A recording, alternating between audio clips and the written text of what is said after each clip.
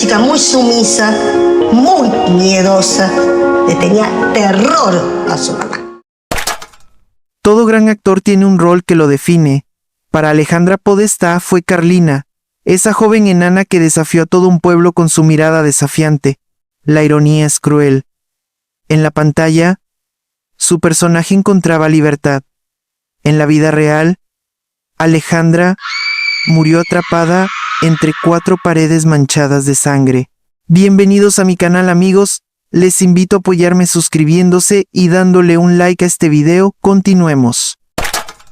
Alejandra nació en abril del 74, cuando Argentina se desangraba entre dictaduras.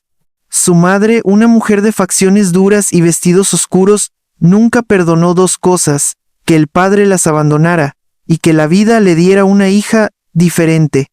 Alejandra, la chica que medía menos de 1 metro de estatura, pasó sus primeros 12 años prácticamente recluida en su casa. Vivía aislada del mundo, lejos de los estigmas sociales que especialmente en aquella época marcaban la vida de quienes eran diferentes, pero también alejada de cualquier tipo de relación humana. Creció dentro de una burbuja sin contacto con nadie más, excepto con una joven discapacitada hija de una amiga de su madre a quien veía de vez en cuando. Fue precisamente ella quien un buen día le comentó que estaban buscando a una mujer con sus características físicas para participar en una película. Alejandra nunca se le había pasado por la cabeza dedicarse a la actuación, pero ya con 18 años, y siendo dueña de sus decisiones, aquella propuesta le pareció emocionante y de algún modo liberadora. Fue en ese momento cuando apareció en su vida la reconocida directora de cine argentino María Luisa Bemberg, quien para bien o para mal, terminó cambiándole la vida para siempre. La condroplasia marcó su vida desde el nacimiento, pero también le abrió las puertas a un destino inesperado. A los 18 años, Alejandra Podestá apenas había salido de su hogar cuando la reconocida directora María Luisa Bemberg la descubrió. Sin saberlo, ese casting sería su entrada a un mundo de luces y sombras profundas. Bemberg, en busca de material para su 6ª y última película como directora, enfrentaba un desafío: encontrar a la persona adecuada para interpretar a una joven con enanismo en una historia de amor poco convencional y físicamente compleja.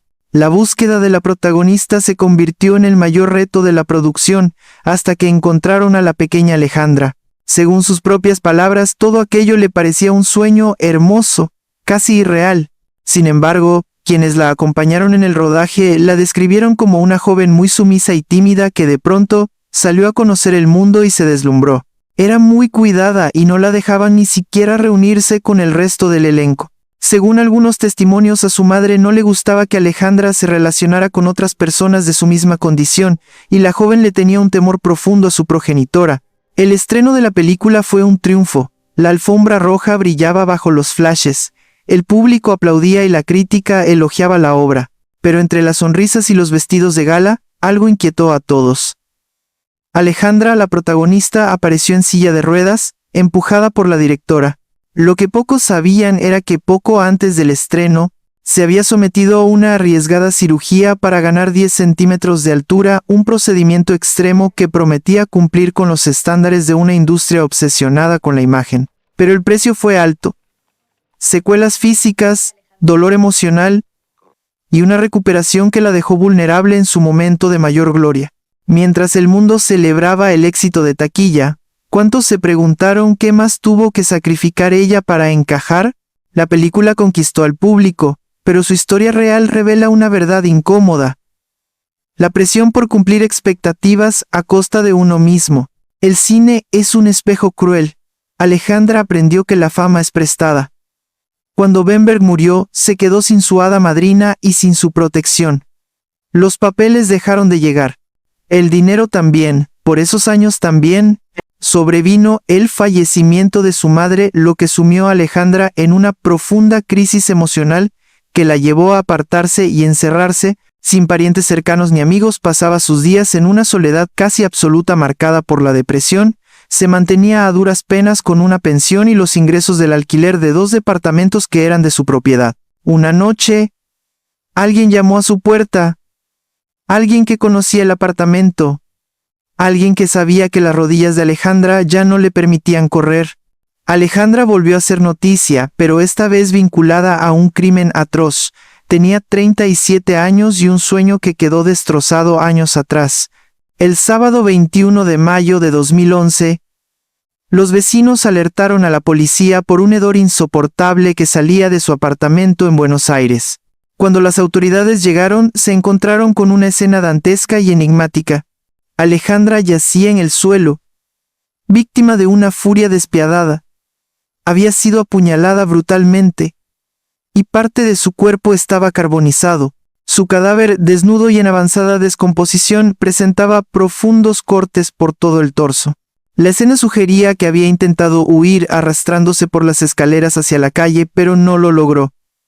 Las pesquisas iniciales indicaron que conocía a su asesino, pues no hubo forcejeo en la entrada. La puerta y ventanas estaban intactas. Dentro del departamento reinaba el caos absoluto. Muebles volcados, cajones abiertos, señales de que el atacante había saqueado el lugar tras el crimen.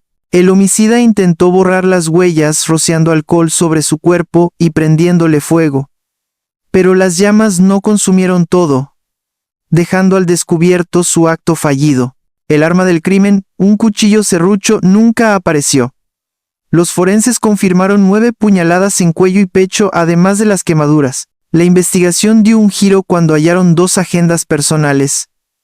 Allí descubrieron que, esa misma noche, Alejandra había concertado un encuentro con un taxi boy, prostituto callejero.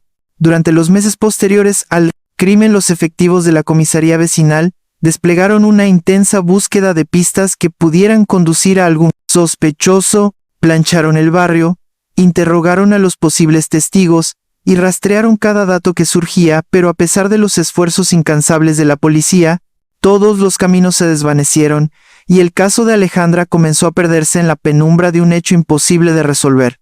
Con el correr de los años, la investigación se fue apagando lentamente. Sin familia ni amigos que reclamaran justicia, el caso quedó olvidado en un rincón de los archivos policiales. Las pocas pruebas que alguna vez existieron terminaron sepultadas entre otros crímenes. Incluso en 2014. La casa donde Alejandra perdió brutalmente la vida cambió de dueños. Una familia la compró sin saber la escalofriante historia que ocultaban esas paredes. Fue el mismo día de la mudanza cuando se enteraron del crimen que había ocurrido allí. Pero según se supo en la investigación, poco les importó y hasta el día de hoy siguen ocupando la residencia. El crimen de Alejandra sigue siendo un misterio abierto, un recordatorio de que a veces la justicia no llega, pero la verdad siempre deja huellas. ¿Fue un encuentro casual que terminó en tragedia? ¿O alguien cercano que aprovechó su confianza? Este caso nos deja con más preguntas que respuestas. ¿Y a ti, qué teoría te convence más? No olvides dejarme tu opinión en los comentarios. Y si quieres más historias reales que desafían la lógica, suscríbete. Gracias por tu apoyo.